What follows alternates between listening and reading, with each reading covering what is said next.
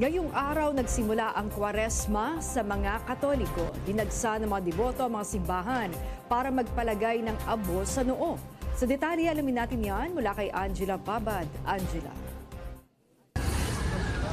Maan patuloy nga ang pagsasagawa ng mga misa at benediksyon o lecture services sa Baclaran Church sa pagsisimula ng Kwaresma ngayong araw, Ash Wednesday. Kaugnay nito, naglagay ng mga istasyon sa labas ng simbahan para bigyan ng pagkakataon ng mga deboto na magpalagay ng abo. Mananatili ang mga istasyong ito sa labas ng simbahan hanggang alas 8 ng gabi ngayong araw. Bukod pa rito, inilabas rin ng Baclaran Church ang tema para sa taong ito na Kwaresma, pagyakap sa pasyon at pagpapanibago ng misyon. Ito ay paalaala na bukod sa pagunita ng pasyon ni Kristo, ay dapat ring yakapin ng mga mananampalataya ang pagpapanibago ng ating misyon bilang kanyang mga disipulo.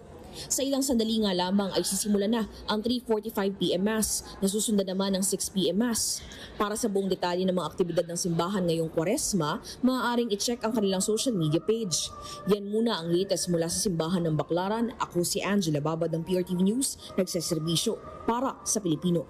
Maraming salamat, Angela Babad.